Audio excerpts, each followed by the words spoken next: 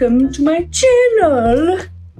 Okay, so my first real video, very important business. I want to teach you how to paint with oil paint safely and a way that is completely non-toxic and zero fumes, because I think a lot of people have this misconception that oil paint is dangerous because of previous ways that people have painted with it. Bob Ross. First, let's talk about what is paint made of. Paint is a binder and a pigment. And sometimes with cheaper paint, you will also have a filler. Binder is the oil that keeps the pigment together, that helps it be spreadable. Pigment is usually a powder. A pigment is usually toxic, but it's usually attached to the binder so it's not floating around and being inhaled. So if you're mixing your own paints with pigment, make sure you wear a mask, wear a respirator, wear something to protect yourself, because whenever that pigment is not attached to a binder, it is very, very toxic. So let's, in this form, as long as you're not eating it, it's, just kidding. As long as you're not eating it, it's completely non-toxic. So your paints, for the most part, if you buy a high quality paint with no filler, it's not going to be toxic. There's no toxic fumes. I can sniff this all I want and there's no fumes. As long as you're not eating it, you're good. The thing that is really toxic is usually the things you use to clean your brushes and the things you use to thin down your paints to make them easier to paint with. So let's talk about mineral spirits and turpentine. A lot of people, a lot of art classes and stuff will tell you to go get mineral spirits and turpentine to wash your brushes. There are ways to paint without that. I don't like turpentine and mineral spirits in my studio. I don't use them. I have one little, I have this much that has been here for years, and that's it. This Gamsol that I use to clean a brush in a pinch if I need to, but I very rarely actually use that.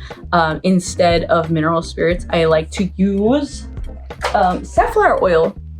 And safflower oil you can literally get at grocery stores. I like safflower oil because if a tiny bit gets into your paint, it's fine. It's gonna dry eventually, but it is also a slow drying oil. I use it to put, I don't clean my brushes, I'm really bad.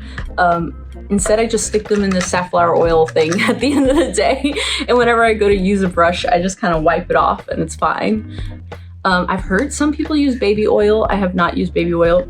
Lavender spike oil is also another thing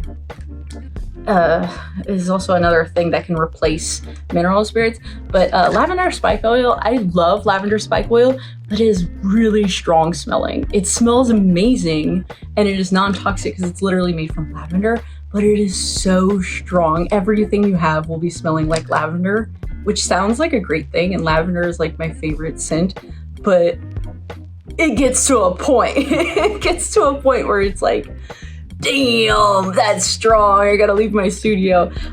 And next is, what do I use to make my paints more fluid? What do I use as a medium to make my paints move around and slide around? So I use walnut oil because I like this brand, M. Graham.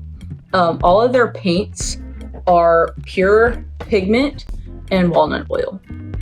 This thing, I'm not guessing what's in it. It's paint, pigment, walnut oil. There's no filler.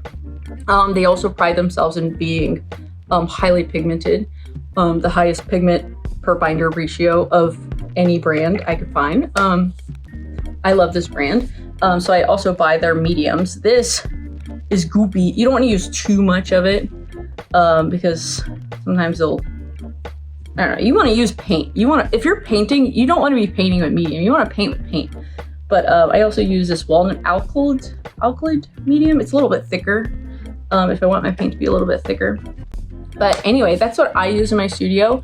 It keeps the fumes in here to a very, very low minimum. If you have to use mineral spirits, I suggest this stuff right here, Gamsol. It's the safest brand I have found, and very, very low odor. Keep a cap on it. Don't do what I say, don't do what I do. Keep a cap on it. But yeah, if you're in an art class, ask your teacher about painting without fumes. Ask your teacher about safflower oil or baby oil or something that you can use, because you don't have to be exposing yourself, especially if you're working in a small space. If you don't have a big studio, it's really important that you take this seriously. But yes, I hope this answered questions, and I hope that this helped somebody. Let me know what you would like to hear about next, and what kind of studio practices you want me to talk about. I have been an artist for 8 years professionally, full-time. Thank you for watching. Don't do that.